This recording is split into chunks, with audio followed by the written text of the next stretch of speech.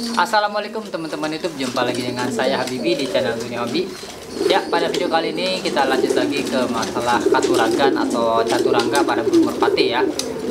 Sebelumnya saya udah bahas beberapa lagi tentang kaki, tentang badan dan sebagainya. Nah, kali ini kita bahas tentang masalah capit udang ya, atau di beberapa daerah mungkin disebutnya supit. Nah, apa sih yang perlu diperhatikan ketika memilih atau memperkirakan supit yang bagus atau supit yang ideal itu seperti apa gitu ya, dan apa sih pengaruhnya supit udang ini untuk burung merpati, kinerjanya dan lain sebagainya, pengaruhnya kemana gitu ya. Nah, tapi sebelum itu mungkin ada beberapa teman yang belum tahu apa sih itu capit udang atau supit udang ya.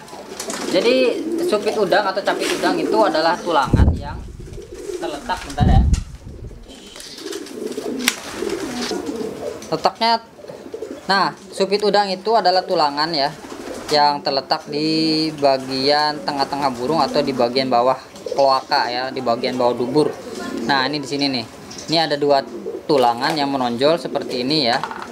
Dua tulangan gitu ya, satu kanan dan kiri di sini. Nah, itu yang dinamakan dengan capit udang.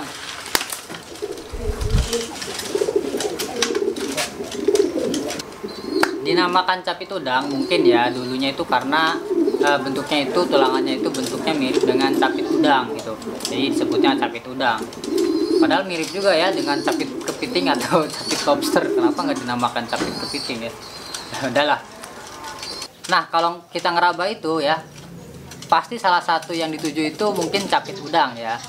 Karena kenapa? Karena capit udang itu menggambarkan keseluruhan kerangka tubuh burung ya. Jadi kalau capit udangnya bagus, kokoh, berarti kerangkanya bagus juga, kokoh.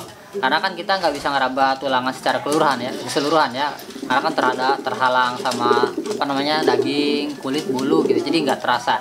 Nah, kalau di capit udang itu sudah mewakili keseluruhan kerangka. Ya, seperti biasa teman-teman, sebelum melanjut ke pembahasan katuragan perlu dibuat disclaimer dulu bahwa meraba burung itu bukan berarti memvonis burung bagus atau jeleknya. Ngeraba burung itu lebih ke mencari bentuk yang lebih ideal, yang mana kita berharap bentukan itu lebih menguntungkan kita ke depannya gitu ya. Lalu gimana Bang cara milih capit udang yang baik ya? Menurut saya bentuk capit udang yang bagus ya, atau yang baik itu yang pertama itu dia kokoh ya, kokoh, kuat. Jadi tulangannya itu ya keras lah ya, kokoh gitu, kalau dipegang itu kokoh. Untuk jarak ya, jarak diusahakan jaraknya itu sekitar 0,5 sampai 1 cm. Jadi jaraknya itu sedang ya, tidak terlalu lebar, tidak terlalu rapat ya. Terutama untuk jantan ya, karena bejantan itu tidak bertelur. Jadi bentuk seperti itu memang bentuk originalnya. Tapi kalau betina itu karena bertelur, jadi capit udangnya itu kalau renggang-renggang itu wajar, apalagi pas mau lagi mau menelor gitu ya, itu capit udangnya agak kelihatan melebar. Kalau terlalu sempit atau terlalu rapat itu menggambarkan pundi-pundi udara yang dipunya si burung itu terlalu kecil ya, atau volumenya itu kecil, jadi tulangannya rapat. Nah, ini efeknya kemana? Efeknya biasanya burung sering sering kelelahan di udara, atau mungkin kalau burung-burung kolongan atau tinggian ya, dia sering mencolok di genteng ya, capek mencolok. Karena fungsi pundi udara itu adalah untuk napas ketika burung terbang. Jadi burung cepat lelah. Itu yang sering saya lihat ya, tapi nggak pasti juga. Kalau terlalu lebar saya kurang tahu ya efeknya kemana gitu. Tapi yang saya sering temuin itu rata-rata burung-burung yang bagus ya, capit udangnya itu sedang, nggak terlalu lebar, nggak terlalu rapat, sekitar mungkin sejari manis ya, atau jari telunjuk lah ya. Tergantung ukuran tubuh burungnya juga disesuaikan. Yang ketiga itu ujungnya itu ada yang runcing ya, ada yang tumpul. Nah, untuk merpati balap itu mau runcing mau tumpul nggak masalah, yang penting tulangan kokoh dan kuat ya. Tapi untuk pemain golong rata-rata yang saya temuin itu mereka lebih senang itu ujungnya itu runcing ya. Saya nggak tahu kenapa ya, karena saya bukan spesialis di situ. Mungkin beberapa teman ada yang tahu, silahkan di komen lah. Yang keempat itu punya tulangan yang tebal. Tebal itu ya tebal ya besar gitu ya. Ya tebal aja gitu, kalau dipegang kerasa tebel.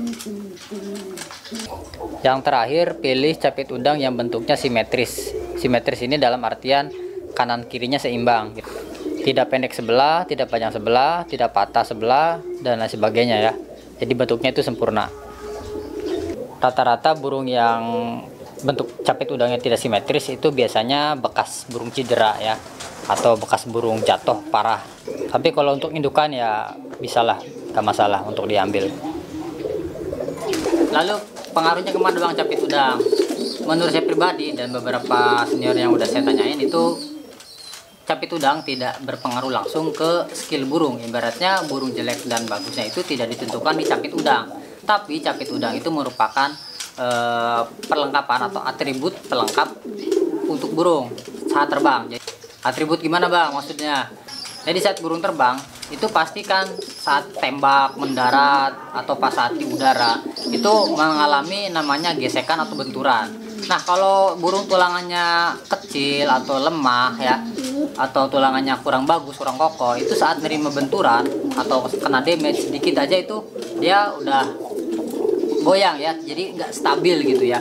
Kalau burung yang tulangannya kokoh, apalagi burung polong yang tembaknya kenceng ya, burung-burung balap yang tembaknya kenceng, kalau nggak disertai dengan tulangan yang kokoh itu biasanya dia kapok ya, kapok kan. Jadi sekali tembak keras dia besok-besoknya udah nggak tembak keras lagi. Dia kayak kalau nerima damage itu langsung kena inti lah, bak gitu, jadi langsung sakit.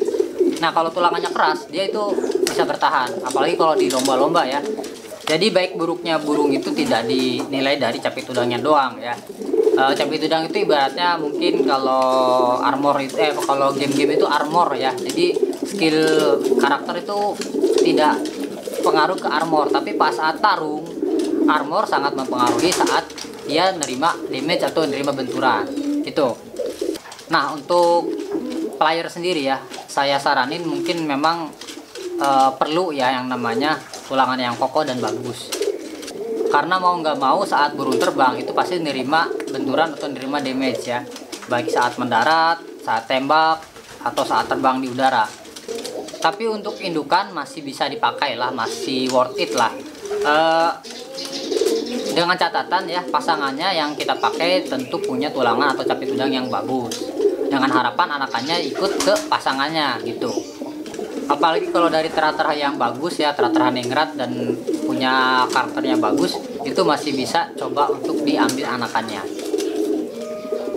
Ya jadi seperti itu teman-teman ya. Jadi capit udang itu sebenarnya menurut saya dan menurut beberapa senior yang saya tanyain itu tidak mempengaruhi langsung ke karakter. Karakter itu ya udah bawaan burung sendiri, tapi capit udang adalah pendukung, faktor pendukung saat burung terbang ya, armor lah ya. Ya begitu aja teman-teman ya, semoga bermanfaat. Sampai jumpa lagi di video-video selanjutnya. Wassalamualaikum, dadah.